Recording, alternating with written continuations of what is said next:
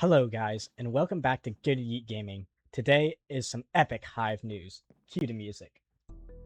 So, we all know that the Murder Mystery update is out now, right? Obviously I'm in it and whatnot. And we got patch 1, and patch 1 was pretty great. But Hive just released Murder Mystery Deadly Dealings patch 2. Here, let me show you what I'm talking about. Let me go and drag into changelogs. So, here are the changelogs from Hive. As you can see, patch 2. A new feature they added is map XP. Basically, when you go to vote, these maps randomized will be tagged with XP labels. And if the map is XP boosted, it will give you that boost on that map. So it's made to use so players vote more diverse maps, and let me tell you, it works.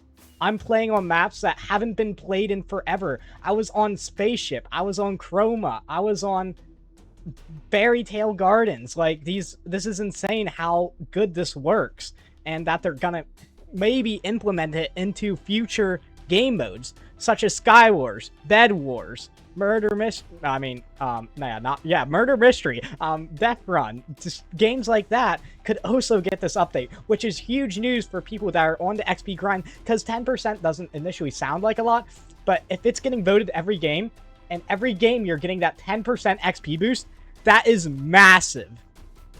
Balancing changes. So the bucks, they decreased the bucks spawn rate. I kind of agree with this. There's have been games where I have collected $3 before I get a single coin. So yeah, I don't mind this. But now, unused buck store items now refund 50% of their purchase.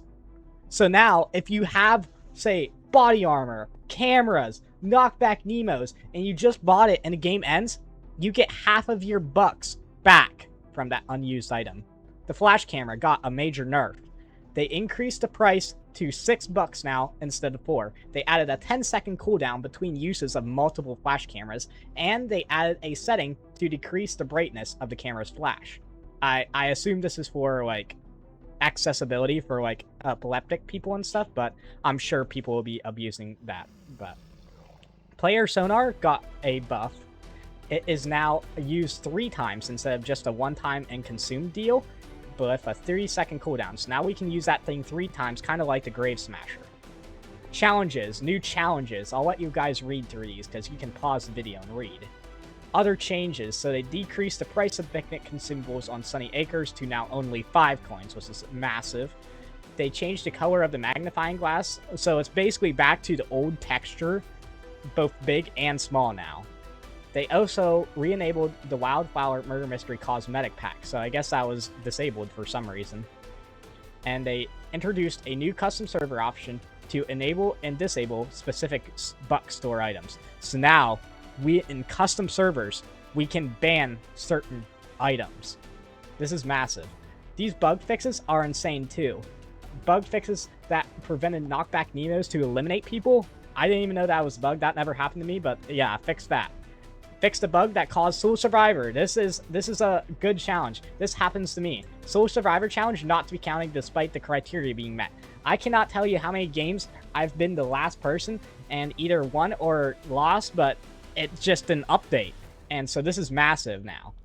And a bug where players with custom zappers are equipped with a second zapper if they pick up the Sheriff bows. That happened to me today, and I'm glad that bug is fixed because it was very confusing and weird. And also fix the bug that caused prestige icons not to be visible, which is obviously good, because if someone puts in the work to prestige, we at least want them to get recognized for that. So I agree with fixing that bug, definitely. And I didn't even know this was a bug, but apparently spectators could get flashed by the flash cameras, which is kind of funny. If I was a developer, I'd kind of just leave that in there for kicks and giggles, but I guess that was a bug. But yeah. And here to stay, daily challenge wouldn't update unless a minute. I had many games today when I was doing that challenge that lasted less than a minute and it didn't count, so I'm glad they fixed that now. So with all of that being said, this update has been one of the most maintained updates of all time. I cannot stress enough how much work Hive has put into this. I mean, yes, it took 16 months to get here. Is it worth 16 months? Maybe not. But in my opinion, they're putting in the work to maintain this. I mean, look at the server list. Look at this. Murder Mystery, 1,300 people playing on North American region. This is almost unprecedented in recent months. You don't see this kind of action on the Hive, which is crazy. I mean, even Bed Wars has 6,000, Sky Wars 1,000. Like, it's going crazy. This might be what Hive needed to revive itself. So, hopefully they continue to push out patches and fixes in this Murder Mystery update as fast as they have. I mean, it's been, how long since patch 1? Like, a couple of weeks. And they've already released patch 2, which is insane. And that's just awesome to me. And I hope this update continues just being great and awesome how it is. And just like you guys, because all of you, my viewers, you are all great and awesome. Thank you for watching today, and have a good rest of your day. Good Yeet is out.